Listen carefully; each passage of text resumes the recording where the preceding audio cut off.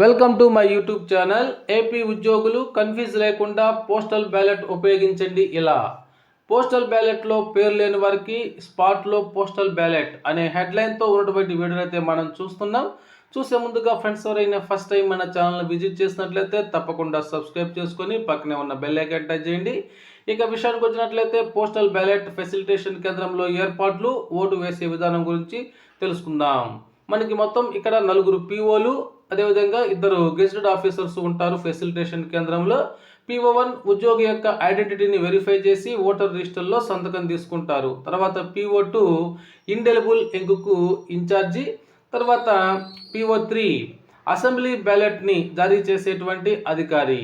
తర్వాత gazetted officer 1 ఏం చేస్తారంటే మనకి మొదటగా 13A ఫామ్ ఇస్తారు. దాని మీద ఆ డీటెయిల్స్ని మనం పూర్తి చేసి ఉద్యోగి నింపినటువంటి ఫారము మరియు సంతకాన్ని వెరిఫై చేసి అటెస్టేషన్ చేస్తారు.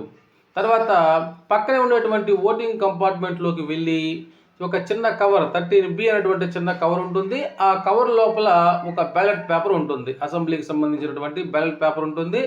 ఆ బ్యాలెట్ పేపర్లో మనం అనుకున్నటువంటి అభ్యర్థికి ఎదురుగా టిక్ చేసి మరలా అదే బ్యాలెట్ పేపర్ని 13Bలో ఉంచాలి. ఇప్పుడు ఇందాక మనం గెజిటెడ్ ఆఫీసర్ చేత సైన్ చేయించినటువంటి ఆ 13Aని మనం బ్యాలెట్ పేపర్ వేసినటువంటి ఈ 13Bని ఈ రెండింటినీ కూడా ఒక పెద్ద కవర్ 13C ఉంటుంది.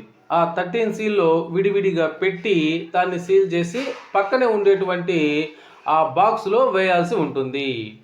తర్వాత PO4 ఇదే ప్రాసెస్ మళ్ళీ కంటిన్యూ చేయాల్సి ఉంటుంది. ఇది పార్లమెంటు బ్యాలెట్ జారీ చేసేటువంటి అధికారి PO4.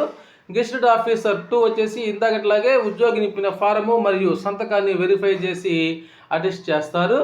ఇదివరకులాగే ఇందాకట్లాగే మనం ఏం చేస్తామంటే ఆ 13Aని 13Bని మనం అనుకున్న అభ్యర్థికి ఎదురుగా ఉండేటువంటి కాలంలో టిక్ పెట్టేసినటువంటి 13Bని 13Aని ఈ రెండింటినీ కూడా 13C అనేటువంటి పెద్ద కవర్లో ఉంచి సీల్ చేయాల్సి వస్తుంది. తర్వాత వీటిని తీసుకెళ్ళేసి ఆ పక్కన ఉండేటువంటి ఆ బాక్స్లో వేయాలి. అయితే గతంలో పోస్టల్ బ్యాలెట్ ఇంటికి ఇచ్చేవారు కనుక రకరకాల పొరపాట్లు జరిగేవి. ఇప్పుడు బ్యాలెట్ జారీ, ఫామ్స్ ఫిల్ చేయడం అన్ని ఫెసిలిటేషన్ సెంటర్లో జరుగుతాయి. కాబట్టి అక్కడ డ్యూటీలో ఉన్న అధికారుల సూచనలను ఫాలో అయితే చాలు, మన ఓటు ఇన్వాలిడ్ అవ్వదు.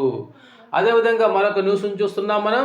ఒంగోలు నియోజకవర్గంలో ఓటు ఉండి ఇప్పటి వరకు పోస్టల్ బ్యాలెట్ కోసం అప్లై చేయని వారు, పోస్టల్ బ్యాలెట్ లిస్టులో పేరు రాని వారు మే 7 సోమవారం ఒంగోలులోని DRRMHS నందు ఫెసిలిటేషన్ సెంటర్లో duty order copy, Aadhaar card, EPIC card, form 12 సమర్పించి వెంటనే ఓటు హక్కును వినియోగించుకోవచ్చు. అదేవిధంగా మరొక ఫ్లాష్ న్యూస్ను చూస్తున్నాం. ఏ కారణం చేతనైనా మీరు ఫామ్ 12కు అప్లై చేసుకోకుండా ఉంటే ఈ నెల 5వ తారీఖున PO, APO, OPOలకు పోస్టల్ బ్యాలెట్ వేయడానికి కేటాయించిన ఫెసిలిటేషన్ సెంటర్లో అప్పటికప్పుడు ఫామ్ 12ని, ఎలక్షన్ ఆర్డర్ కాపీని, అదేవిధంగా ఓటర్ ఎపిక్ కార్డు, ఆధార్ కార్డుని సబ్మిట్ చేసి పోస్టల్ బ్యాలెట్ని అయితే పొందవచ్చు. ఓకే ఫ్రెండ్స్, ఇది సమాచారం. ఈ సమాచారం మీకు నచ్చినట్లయితే ఒక లైక్ చేయండి. Thank you for watching my videos.